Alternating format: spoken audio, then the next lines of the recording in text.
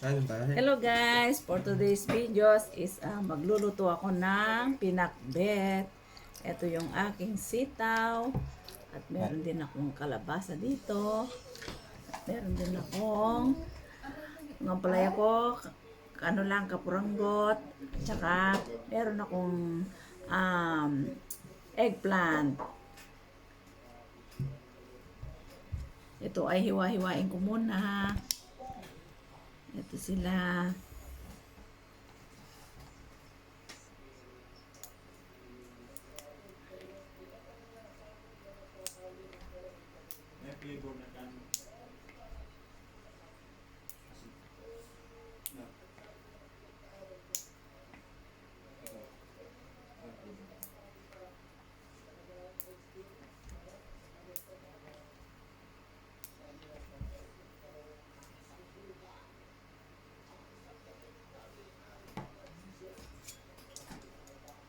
Kunin ko para mabilis na lang. Gamitin na lang natin ng kutsilyo.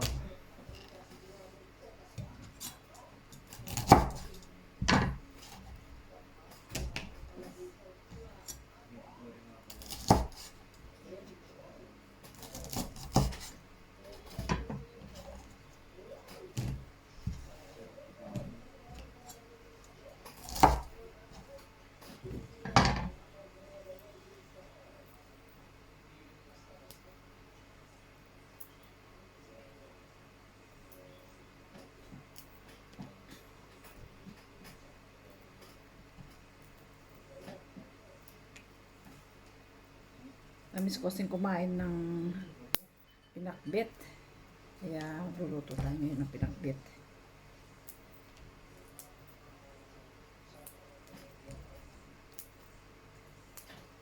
Ito na sila. Tapos na natin ang sitaw. Meron akong ng palaya. Ito, ang cute-cute niya. Malit lang. Kinuha ko to sa sa tanim ko sa labas. Kasi yung mga bunga niya malilit lang. Mga ganito kalaki lang. Ito lang medyo malaki-laking konti kaya kinuha ko na. Ayan.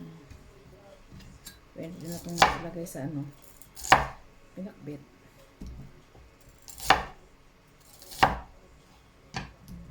Tapos lagyan natin siya ng talong. Kalahati lang yung talong ko.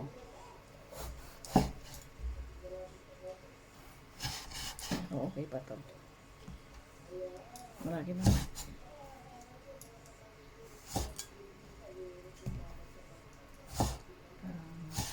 Mas gusto ko nang gawin tatlo-tatlo bawat isang hiwa. Medyo malaki naman kasi itong talong. Ito din ang ating kalabasa. Meron akong okra, lang sila, frozen. Mamaya ko na lang sila ilagay. Pag sinalang ko na tong pinakbet. Kasi pag tinanggal agad sa frozen yung okra tapos malalanta sila. Hindi kagaya kung nakayelo pa bago mo ilagay sa pinakbet. Sariwa pa.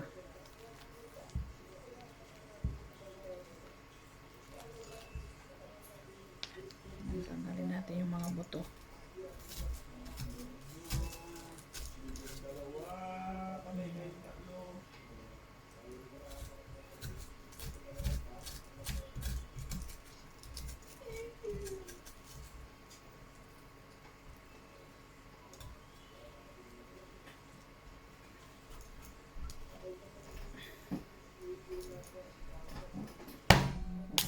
Matigas ng matigas yung natin kalabasa.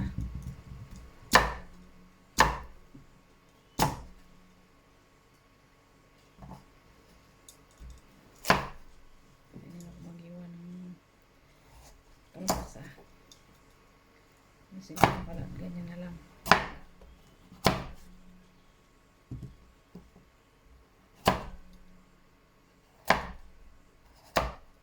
Meron kasi kalabasang kulay ganito pero ano pa siya, mura pa.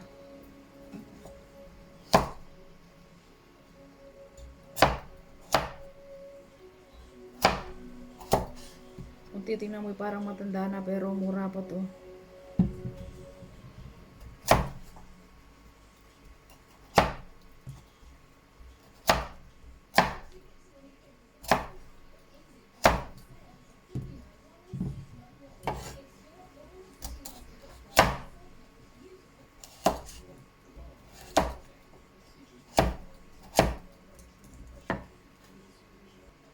Ayan guys, at natapos na natin hiwain ang ating mga gulay. Susunod na natin hiwain ang ating mga sibuyas at bawang. Lalagyan ko rin siya ng isang kamatis. Ito siya, tumalong pa.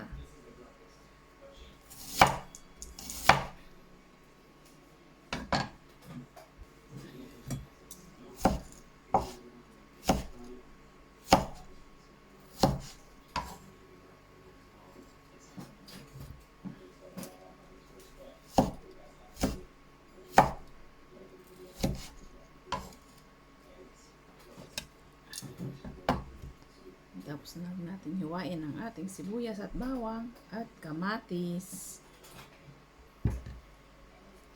Hiwain ko na rin itong baboy. Baboy ang pansasawag ko sa aking gulay. Pinakulo ko muna to para madali siyang hiwain. Hiwain ko na. Kaso sobrang init pa.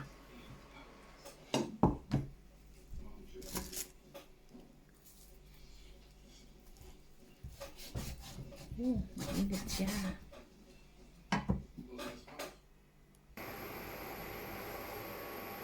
Yan, pipirituhin muna natin ang ating pansahog. Ang baboy. Bago natin sahog din sa ating gulay. Para lumabas muna yung mantika niya.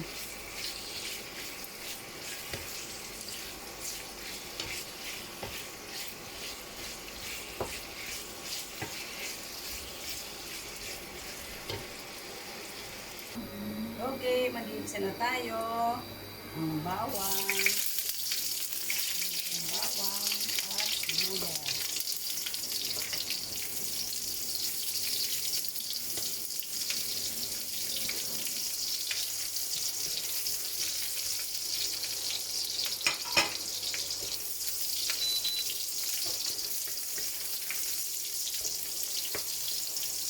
Tapos, ito yung pinito ko kaninang ang sasawag ko.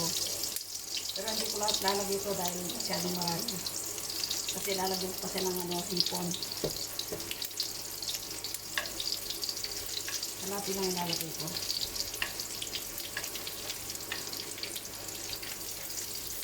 Yung hipon lang kasi naka-frozen.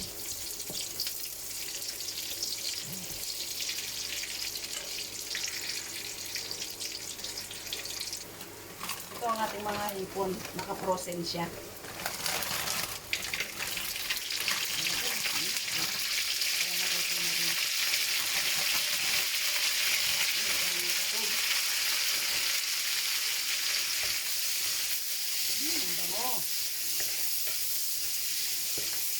Amoy pa lang talagang uputumin ka na talaga. Harap ng amoy.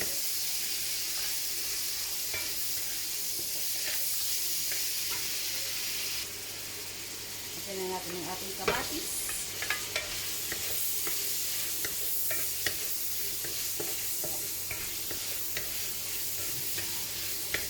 Na hindi na masyadong lambot ng kamatis. Pwede natin sunod yung ating mga gulay.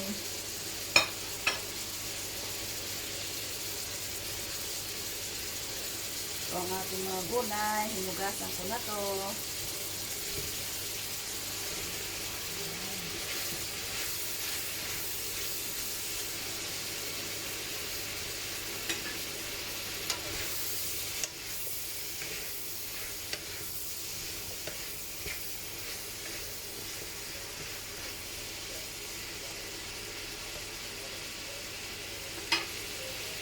Lagyan natin siya ng konting sabaw. Yung pinaglagahan ko kanina ng baboy. Okay lang.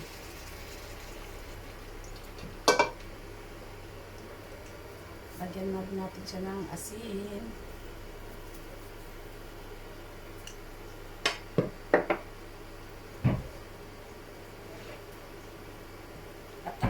natin siya hanggang sa lumambot. Ayan, medyo malambot na siya. Lagyan din natin siya ng okra. Ang okra natin ay frozen din ang ginamit ko.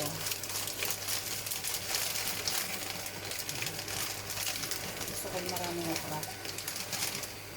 Okay. Maraming okra. Mas lamang din namin yung ulam. Kasi medyo kutin lang ang ating mga sitaw at saka yung palaya.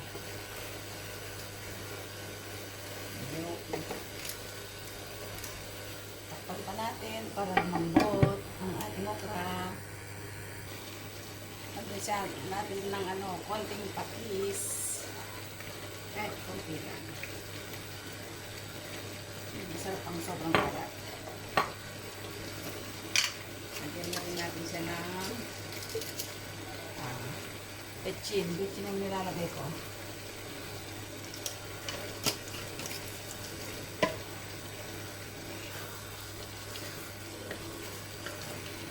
Ayan, malambot na siya.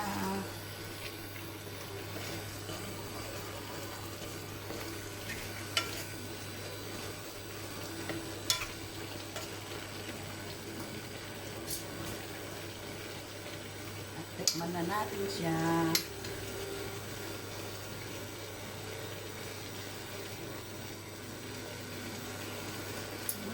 Sarap na.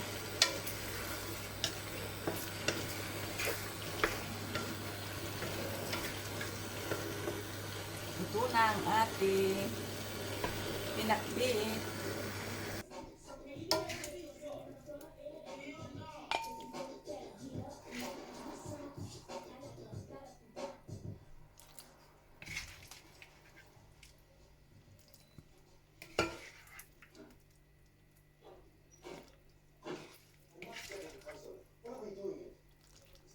Ang sarap ng ating pinakbit. Yan siya.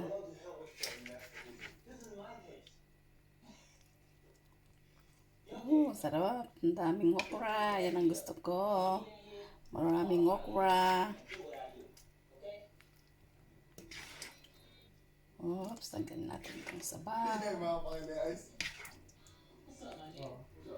Ang sarap niya talaga.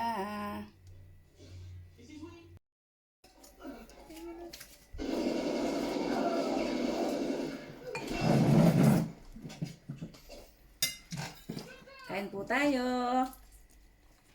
Yan, at naluto na yung aming pinakbet. Ito yung ulam namin. Sarap. Ito siya Ito na lang, ang dami kanina. Tapos meron kami mga prito. Mga pritong isda. Ito. Ulo lang yung natira sa akin. Pwede niya. Sarap ng gulay Kanyaman? Sarap. Sarap na.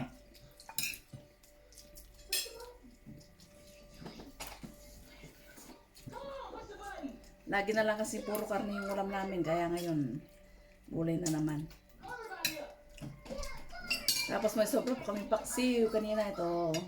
Paksiw na snapper. Dahil ko pagkain. Kaya nananaba ako yan. Malakas ako kumain.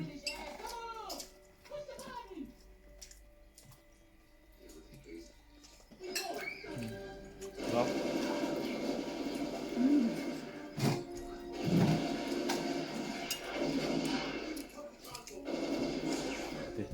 May barikan dun sa kabila.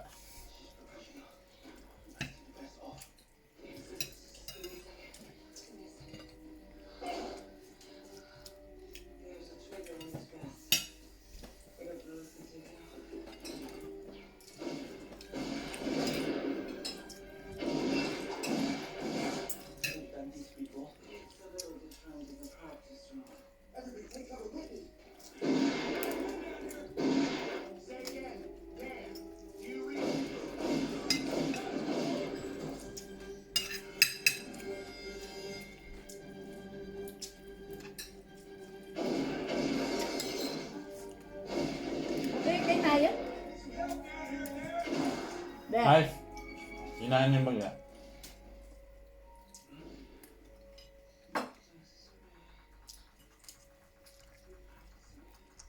Lakas ng TV nila. Nagbabari lang pa naman. Baka tamaan tayo. Baka tamaan tayo ng ligaw na bala.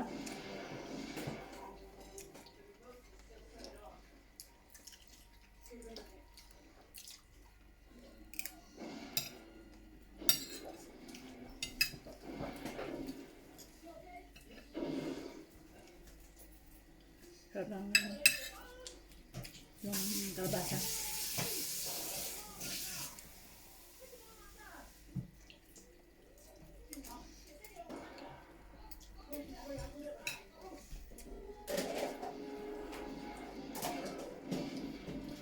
Ba't meron tayong ganito?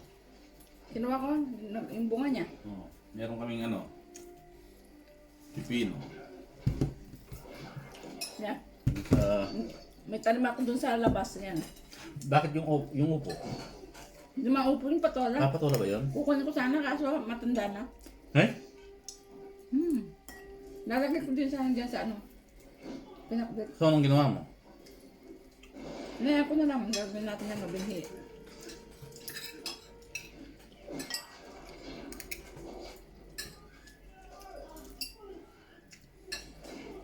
Maliit pa lang parang...